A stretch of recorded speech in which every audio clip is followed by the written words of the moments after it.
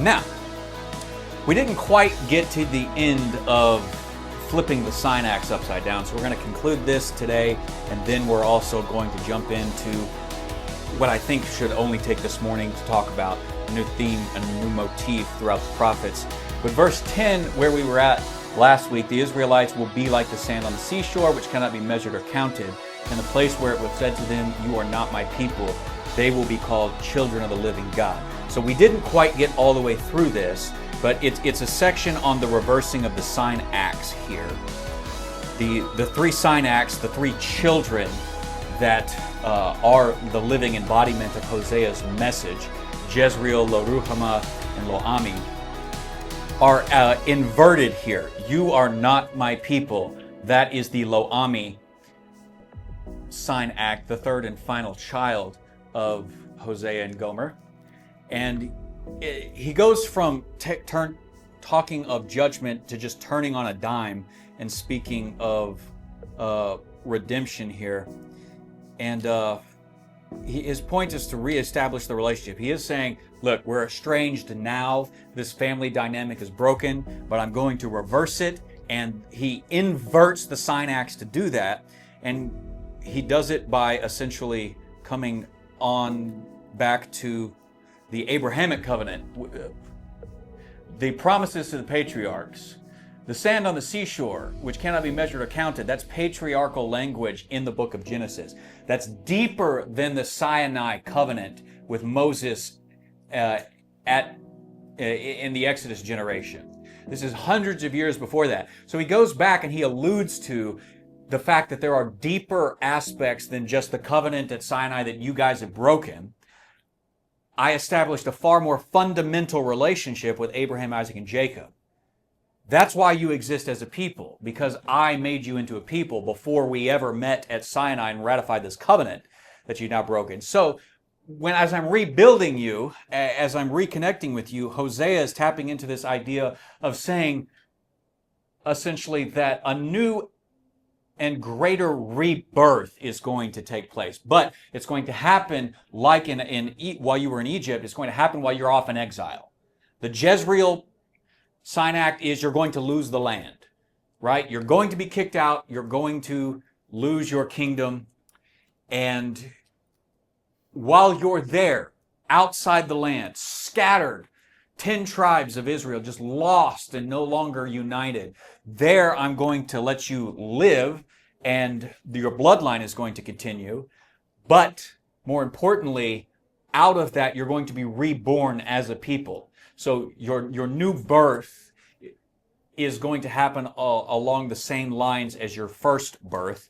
So we talked about all of that, and then we kind of left it off right about here. In the place where it was said to them, "You are not my people," they will be called children of the living God. And this is also a mark of the patriarchs, because he doesn't just say to them, "You who are not my people, you will be called my people." He gives them a new, better name, a new identity. So the Lo-Ami sign act of you're going to lose your identity is God reversing it and saying, I'm going to give you a new and better identity.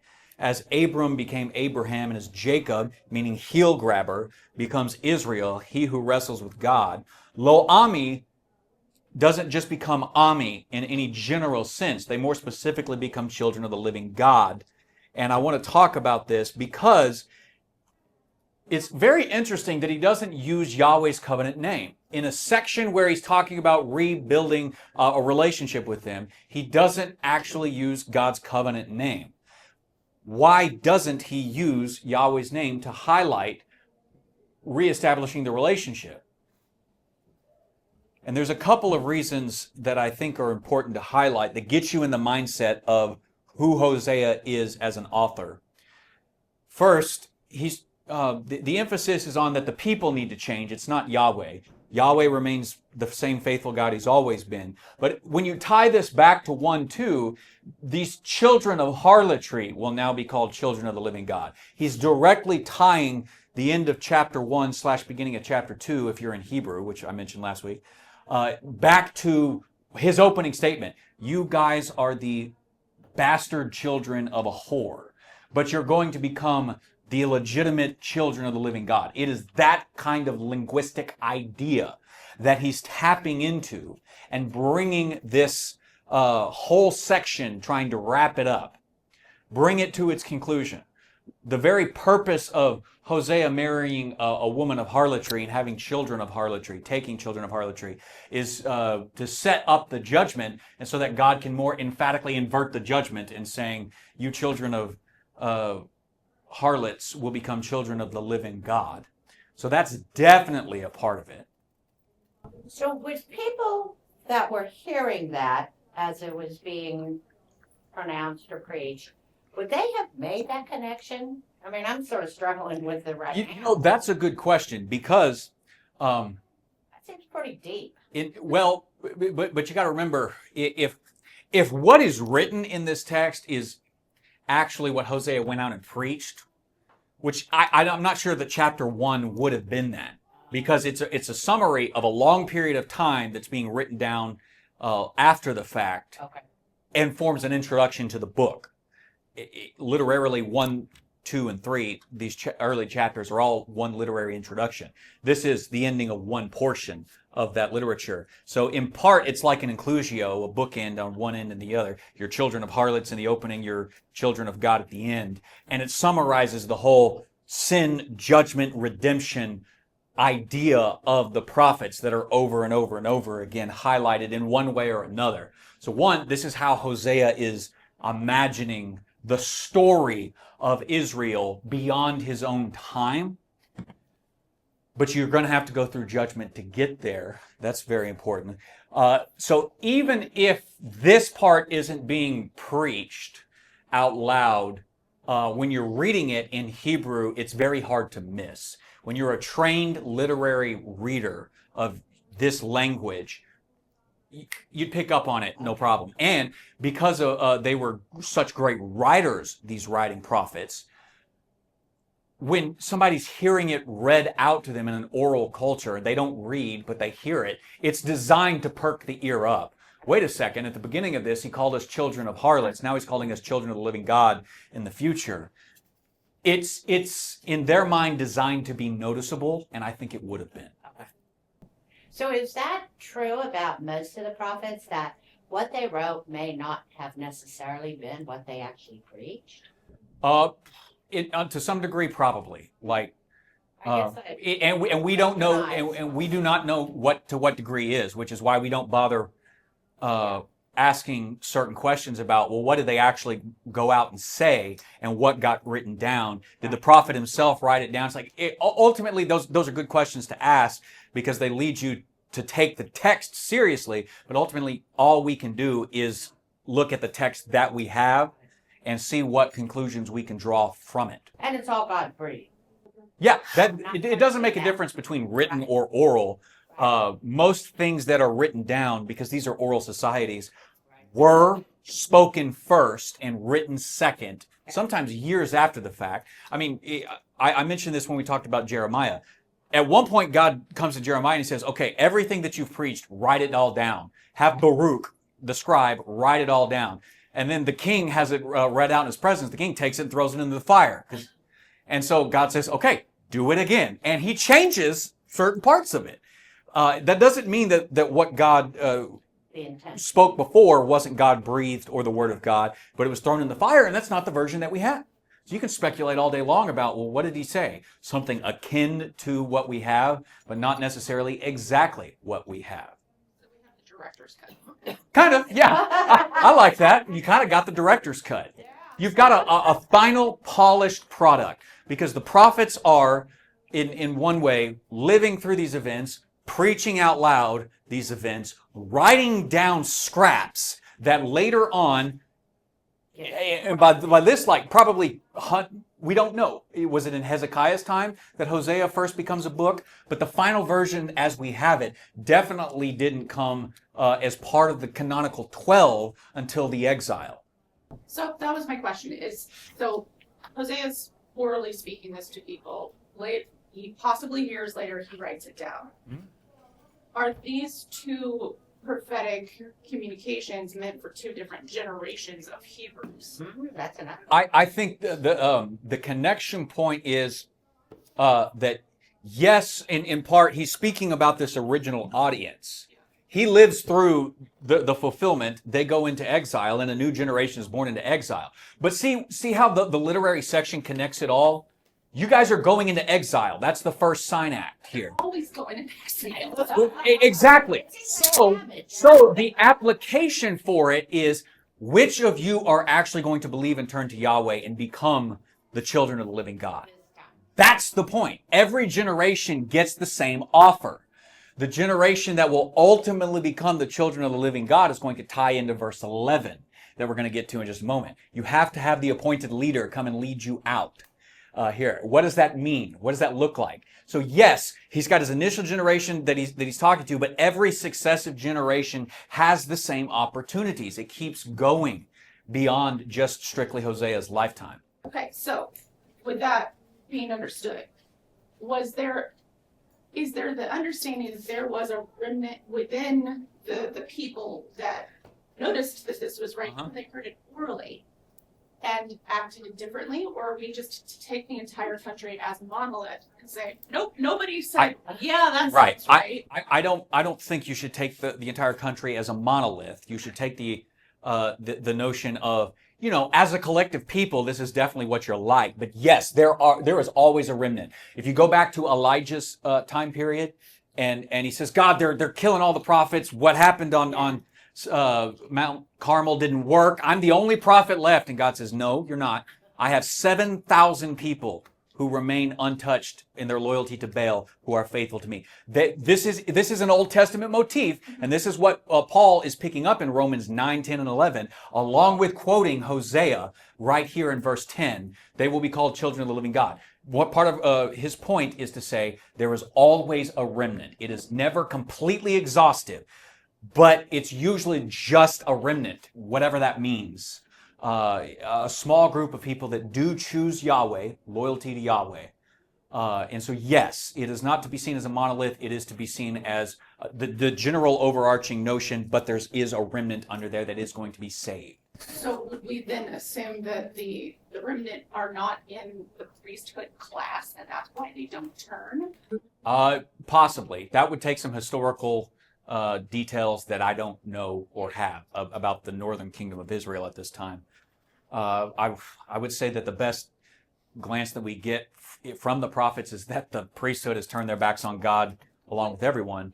So I don't, but not to the complete extent. But I think the option is, if you're a Levite in the northern kingdom and everybody turns away from Yahweh, what would you naturally do? Go down to Judah. And Judah would accept them and let them serve there in Judah. That's a part of the relationship between the two kingdoms that works itself out, which is why it's entirely possible, as we talked about in verse 1 of this chapter, that Hosea may have gone down to Judah himself, as a remnant would have. In Jeremiah's time, the remnant goes down to Egypt, back to Egypt, because it's a safe place where they already have some community established there, thanks to the Israelites in the north being kicked out 200 years before that. Okay, so he's wrapping up his section. He's reversing the sign acts, the purpose for which he's called, and he's trying to reimagine the family dynamic. The father-son sign act in particular here is being highlighted. Second, he doesn't use Yahweh's name because he's trying to emphasize the community. Again, Yahweh doesn't change, the people do. His emphasis on the whole community being children of the living God. Yet he's going to collectively call them his singular son, referring back to the Exodus in chapter 11. He hasn't done that yet. The Exodus identity hasn't yet been reestablished. They're not yet the people of God again. They're the Lo Ami. They're not the people of God. But Hosea is trying to focus on the community as a whole. One day, the collective that's turned its back on God can collectively be welcomed home again in great numbers and masses. That's the emphatic point of this. So everyone within Israel will be given the chance to return to Yahweh again. But it comes after you face the consequences of turning away from him. So there's this big picture, macro historical reality of saying collectively you turned your back on them, so collectively you're going into exile, and yet one day you'll collectively be allowed to come back in mass here. Is everybody going to do it? No, but everybody will be given the same offer to become children of the living God again. Think about that, dwell on that, and then ask yourself questions about the New Testament and how the New Testament is viewing this happening in Jesus. Finally, this third and final point, why he doesn't use Yahweh's name, is he's trying to make a comparison, because I've told you in Hebrew, this is children of the living El. El is the Ugaritic high god of the pantheon. And so he's trying to satirize their El myths in part. In the 1 Kings 17, 18, Elijah and the prophets of Baal. Baal is El's son, his representative on earth. And eventually nothing happens with Baal's stuff, so he starts mocking them and he says, Baal, help us. And Elijah mocks him and says, maybe he's off at the bathroom or something. So he says, I'm pooping. Baal, I'm pooping. And that's what Elijah is doing in his context. And actually Hosea is trying to satirize and mock this notion of the Baal stories and El, who gives Baal power and authority. Baal is El's highest son, and every year he undergoes a cycle of death and rebirth so that he can bring about the seasons. He goes into the underworld every year. He fights Mot, the god of death. It's also the same Hebrew word for death. And so he's trying to, in part, mock that even while he inverts it. And he says, you know, our God is bigger, better. He doesn't have to go through this ongoing cycle of life and death over and over again, like El. And the comparison to saying Yahweh is greater than Baal is to strip Baal of his supposed power by taking it away from El, who invests it in him. So he's knocking down whatever's left of this remnant of Baal theology in the land of Israel so that the people can see, oh yeah, it's polemic. And I mentioned polemic before. It's designed to say, not your God, this God. Your God sucks. This God is great. Go with this God. And so he's trying to say, El can't make you his kids. El can't save you. El has to do this over and over and over again. But when our God does it, he's going to do it once and for all. If it's going to be in the future from Hosea's perspective, you need to understand right here, right now, even though it hasn't happened yet, you need to give your allegiance to Yahweh, not to Baal or to El, his father. I don't care that El outranks Baal and is the only one who does it. He's stripping El of his power so that he can give it to Yahweh and call people to faithfulness in Yahweh. They would hear this and they would understand this orally. He said El, he means Yahweh. Any Hebraic person hearing this in their language would have picked up on that. So not the Phoenician high God that we've been worshiping for all these centuries. We should turn back to the God of our fathers at Sinai. Well, we've broken that covenant. Luckily, that gracious God is going to actually, even though he's sending us into exile, let us go on living according to his promises in the patriarchs and then reestablish us as a nation sometime in the future. This is all the message right here, and they would have understood it and picked up on it. We have to break it down. So the basic point of not using Yahweh's covenant name here and to satirize El is that El is not the all-powerful Lord of heaven. He doesn't need to die over and over again or send his son to die over and over again. And yes, this taps into the messianic ideas of the Messiah dying once and for all, which is not the same as the ancient gods of death and rebirth. Yahweh is the all-powerful Lord of heaven. He will send his own son, Israel, to die through exile. But he will graciously give them rebirth into a new people whose identity stems from Yahweh, who is a living God, not a God of constant death like Baal and El have to be. So you should be picking up on messianic flavors here in these early writing prophets and how they're going to think about it, look back on it, and develop it. Israel is going to be redeemed through the personal re-encapsulation of their story by some son of God to come, some Israelite to come. He's going to succeed where everybody else fails. And that brings us to verse 11 of the same chapter here, God's redemptive history eschatologically, not historically. And this is what I think we will have time to get through here. As Hosea moves from judgment to redemption, through the inversion of the sign acts, he describes this new second Exodus motif. He's introducing it here, where a Moses-like figure is destined to reestablish Israel into God's family again. It is this person who ultimately solves the estrangement problem between Yahweh and Israel. And this is what verse 11 is trying to say. The people of Judah and the people of Israel will come together. They will appoint one singular leader and will come up out of the land, for great will be the day of Jezreel. So now he comes back and he talks about Jezreel, which kind of opened this whole judgment section. But this actually sounds promising, which is why he keeps going. He says, say to your brothers, my people, and of your sisters, my loved ones. Say to my people, this is the final inversion here. Let's get it straight. You're not going to be exiled forever. You're not going to be estranged from God forever. But through the estrangement process, God is ultimately going to solve the problem. So the children of Judah and Israel will be gathered together. This is the first hint in any of the 12, if we read it canonically, that there's going to be a future reunion between Israel and Judah into a single kingdom again. As the sign act earlier at Lo Ruhamah announced that Sumeria and Judah were going to have divergent destinies for a little while.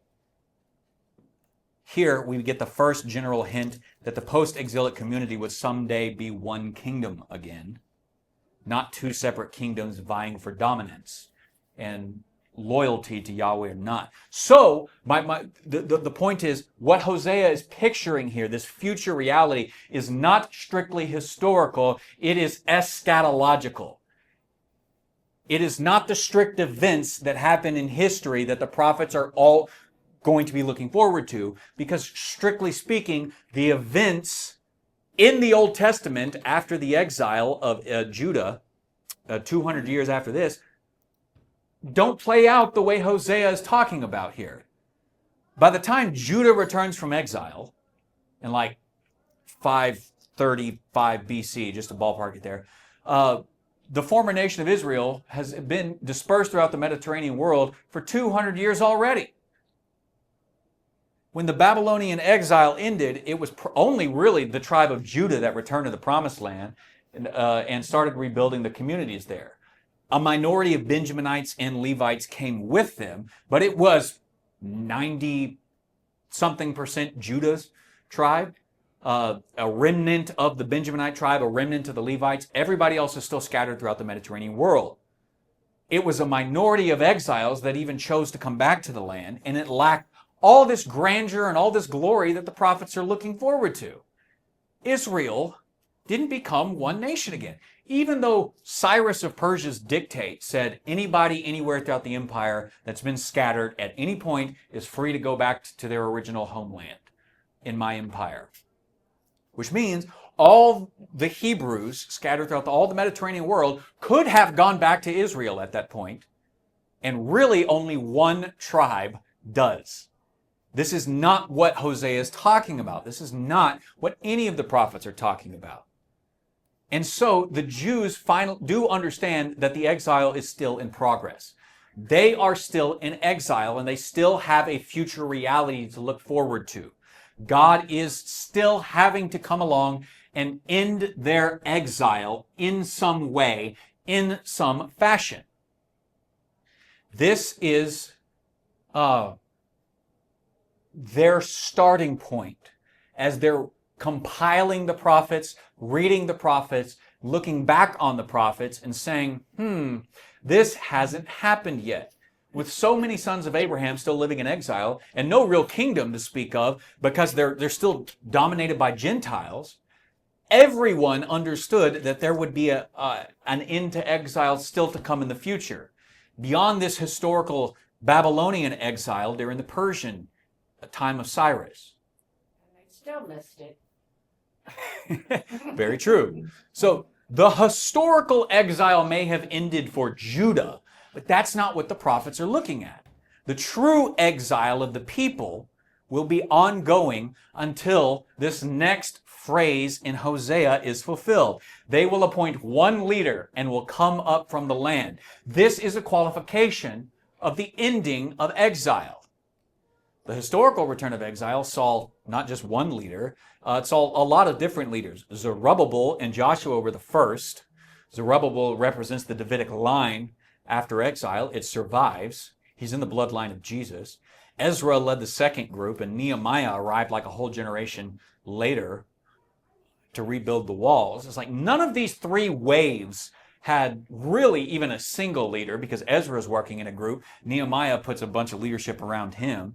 But it's not just one leader coming up. So they look back on the prophets as a whole, and it becomes obvious that the historical return wasn't what they had in mind. They envision a greater return from all over the world into God's household again. And if it didn't happen in the past, it's still to come in the future.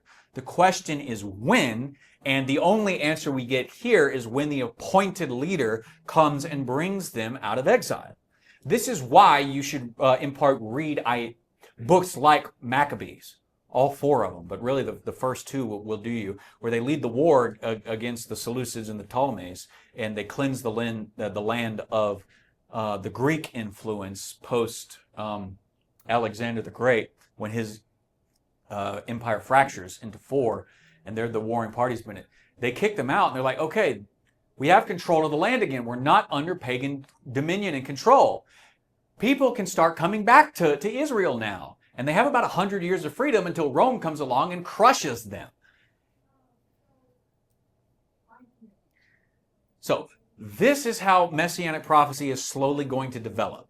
The prophets are going to look forward to something, and as history plays out, some historical possibility becomes an option. That historical possibility is somehow going to fail to live up to the grandeur that the prophets are looking forward to somehow on some level. And so they're going to have to go back to the scriptures and refine their expectations and learn to redevelop their messianic thought through here. Now, if you're paying attention, you might say, but Chuck, there is no mention of the word Messiah here. Why does this have to do with the Messiah? It just seems to be some sort of profile for a post-exile thing that needs to happen. But that's exactly what builds the messianic picture and what the Messiah will do to actually restore Israel to being in God's family again. It's less a set of strict prophecies and more a profile of a coming figure. A singular coming figure who's going to do certain things. Sometimes the word Messiah or king isn't even used.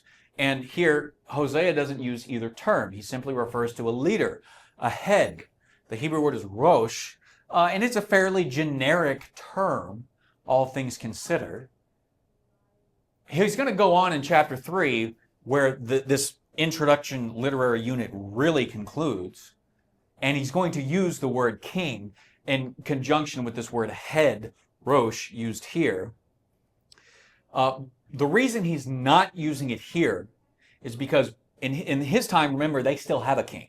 When he's initially pointing this out and looking to the future reality, he still has a king over him in Israel. And the point is, he wants to avoid any connections to military power.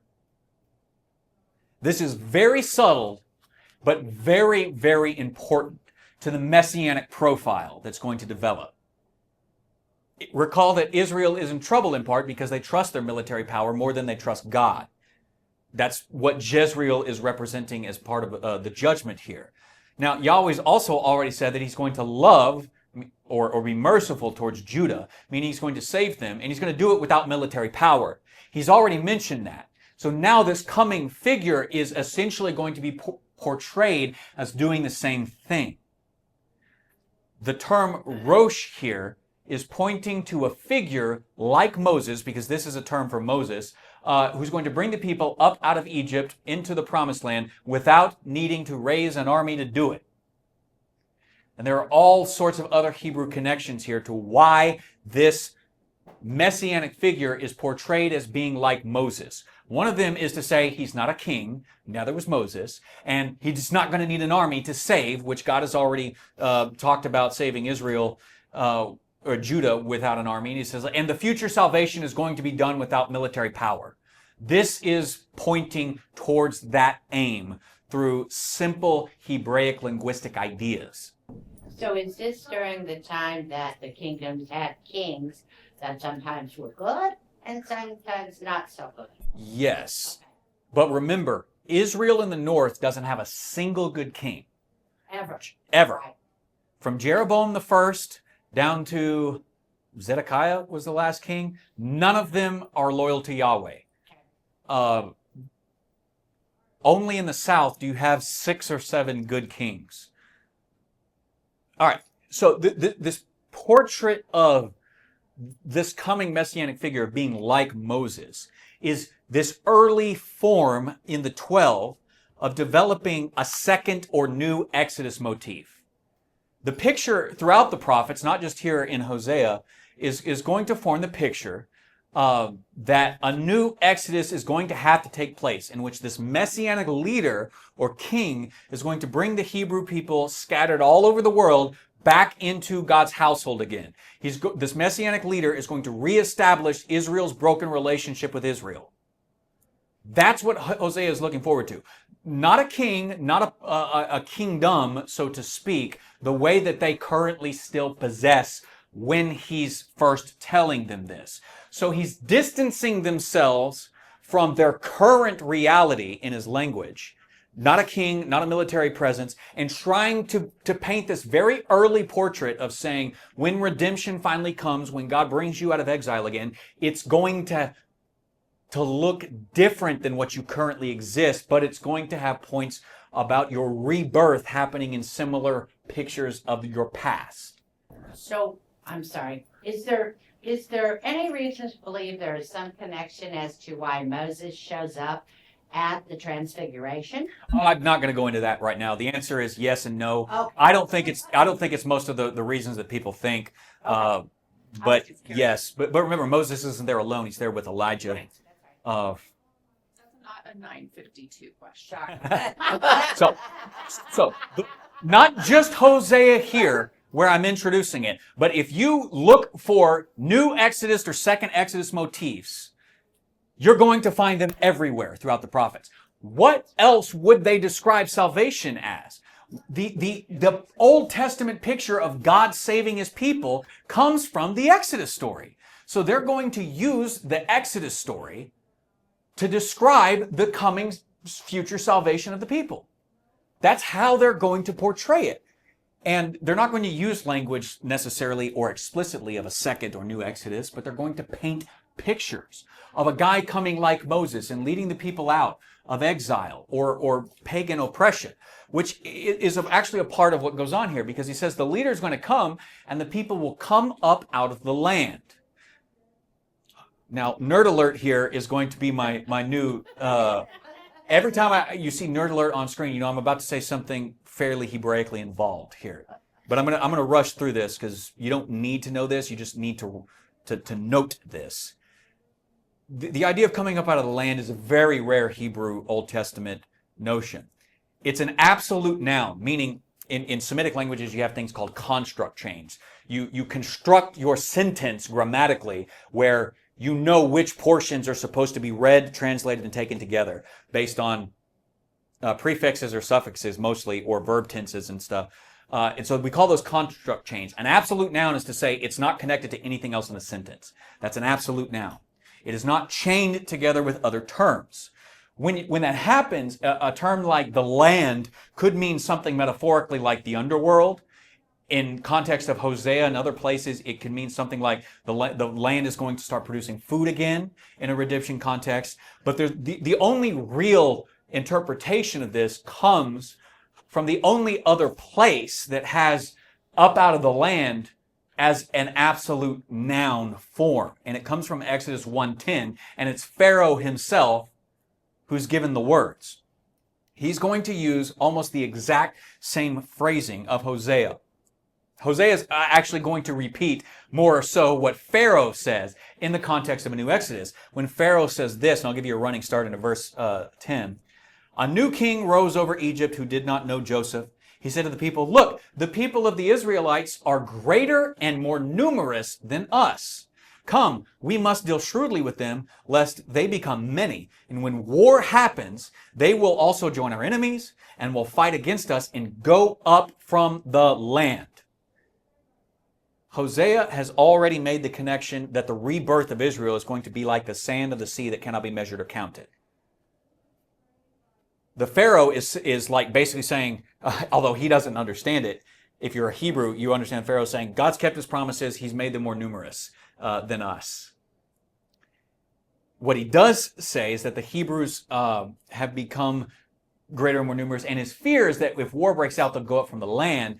Go up here is an idiom for it. They're going to rise up and take charge. If you look at the Lexham English Bible and how it translates 1:10, the phrasing is used in Hosea 1:11b as, instead of will come up out of the land in Hosea, it's they will take possession of the land. That's actually how Pharaoh is meaning it. He's not afraid that they're just going to get up, pack up, and leave one day if war breaks out. He's afraid that they're going to overthrow us and take control of this land. And what Hosea is alluding to by constructing his sentence the exact same way is to say that at some point, the portrait and the rebirth of the nation of Israel is that he's reclaiming their identity as the people of God in terms of a second Exodus. And it's going to be a second Exodus brought by a messianic figure who shares commonalities with Moses, namely that he's going to deliver the people and give them control without raising an army. They're going to be the true lords of the land, the lords of the earth, without having to raise an army to do it. These links between Exodus 1 and Hosea 1 indicate that Israel's first exodus from Egypt serves as a paradigm for a new exodus from exile. The new exodus motif will be developed to much greater extent in Hosea 2, since Hosea 1 focuses attention on reversing the syntax of Hosea's family. So this is really simple, basic ways of describing it in seed form of what Hosea has a whole book, 13 more chapters that he can go on and later develop. We've already looked at Hosea 11:1, where he says, out of Egypt I called my son, and how he's going to constantly go back and forth between the reality and the future, and the future is going to be described as a second Exodus over and over and over again. And you need to learn to pick up on those scenes without them explicitly calling it a new Exodus. Rachel? In a simpler form, isn't this sort of like most countries have a pivotal battle or war or something like that? For us, it's the American Revolution. Every kid knows what the American Revolution was. Hopefully. Not every kid knows what the Battle of 18 or the War of 1812 was, because it was not as pivotal to our development as a people. Okay. So the Exodus was the seminal event in the Hebraic culture. Yes. And one that every child would have been taught about. I think so. And I think that's why all of the prophets essentially tap into it. Right. I think you're absolutely right. Yeah, they may not have had the same nuance around other watershed moments, even though they were important in their history. Because at this point, we've got 1,000 years of Jews, right? And That's a lot of history. And remember, for 200 years by Hosea's time, they're separate people. Right. They've already had divergent stories going on here. So in part, he's tapping into the depths of their story and creation through the promises to Abraham, Isaac, and Jacob. But their true birth as a nation happened at Sinai. So we speak of the founding fathers. But we speak of the founding of the nation coming up on July 4th as we are officially declaring our break from England. But even then, it took another 13 years. You had to fight the war, you had to win the war. Then they had individual states, and then they federalized the Constitution in there, and that took like another 13 years and stuff. But we still go back to the American Revolution as our founding. And yes, they go back to the Exodus as their true united creation by God as a people. So that's what the prophets are always going to, not always, but largely, predominantly, primarily, though not solely, going to tap into in order to explain God's coming future redemption. So Moses' Washington. Or George Washington is like Moses. I've heard it both ways. Remember that Jezreel, for great will be the day of Jezreel, that's actually the climax of this passage that's being tied into this redemption here. Jezreel means God will sow. So the name is being used to denote an unjust imperialism for Israel through military power, exemplified by their Valley of Jezreel's military stronghold. And yet here at the reversal, Hosea is going to use it as a play on words for God's judgment against Israel, where he would send them into exile, scattering and sowing them into seed. Then he's going to turn around and he's going to say, yet God will take that sown seed and he will sow a redemption. The scattered innumerable seed that is Israel amongst all the nations will give way to a new exodus, bringing about a new harvest, a new redemptive idea. So the Jezreel wordplay in verse 11c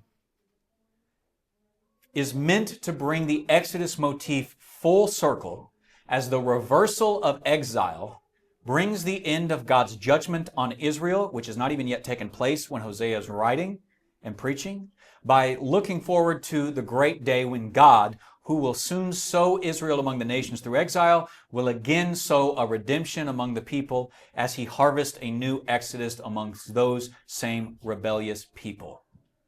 I just gave you, in a nutshell, the entire redemptive motif narrative of all the writing prophets. You should be able to go from Isaiah through Malachi and just be able to read those portions and say, oh, this is an Exodus motif. Oh, this is an Exodus motif. Oh, this is an Exodus motif, over and over and over again. And when you do, you come to the Synoptic Gospels and all that are constantly portraying Jesus as a new Moses. Matthew is the quintessential master of this, because in chapter 2, the Israelite sons, like the opening of Exodus, are killed by a corrupt king, and yet the deliverer, like Moses, survives. He's intentionally portraying the flight to Egypt and the return under Herod, slaughtering the kids, as being, look at this like a new Moses coming. That's who Jesus is, because that's who the prophets were portraying the messianic figure to be. Matthew 4:11, when Jesus is tempted in the wilderness, he succeeds where all the Israelites, including Moses, fail in the wilderness. In fact, the entire book of Matthew is basically structured around his 5 discourses, just like the 5 books attributed to Moses. Matthew builds his entire book about Jesus as portraying Jesus from beginning to end as being a new, greater Moses, leading the second Exodus that the prophets are constantly looking forward to. And the book of Acts plays that out, turning it over to the apostles and saying, now get out there and go find the Jews and bring them back into the family of God through the Messiah. And when you do, get the Gentiles involved in as well. Because that's also what the prophets are going to look forward to. It doesn't come up in Hosea here. He's strictly speaking about the redemption of Israel. But the new Exodus motifs will be linked to the inclusion of the Gentiles, going back to the exclusion of the Gentiles at Babel in Genesis 11, which is why Exodus 2 is an anti-reversal of Babel motif. The new Exodus begins with Jesus. It continues with the prophets by reversing the first exodus of mankind away from God at Babel, before Israel is even a people. So the great day of Jezreel will be an imminently close judgment and destruction of Israel as a nation, but at some unknown time in the future, when the Messianic leader arrives, he will reap a great harvest from among the scattered seeds of Israel and all the Gentiles sown amongst the nations. At that time, the great day of Jezreel will turn from judgment into redemption. And the final use of Jezreel as a proper name is naming the period of time when God will end his judgment and restore Israel as his own people with finality. That time happened in the book of Acts. We are past it. We are beyond it, and yet we are still living within the great day of Jezreel in a very real sense, because this ongoing harvest hasn't ended yet. So we need to get out there and actually partake of the harvest, which is why Jesus says, ask for workers, because the harvest is great, but the workers are few. In the end, the estrangement between Yahweh and his not people of Hosea's time will be solved by Yahweh's own loving and faithful initiative towards his wayward people. Through judgment, exile, and the appointment of a single Moses-like leader, Yahweh would turn his children of harlotry into children of the living God. So he ends the narrative here in 2:1 by saying, "You are my people, you are my loved ones." He reverses the other two sign acts. He inverts their meaning from judgment to redemption. So Huang here summarizes the opening notes of Hosea sound like the themes upon which the rest of the 12 will support many variations. Land and creation, kingship and a restored humanity after God's sanctifying work of exile. What is more, the sign acts of the prophet's family are a microcosm of the historical drama of judgment and salvation in which Israel would repeatedly participate for the next few hundred years.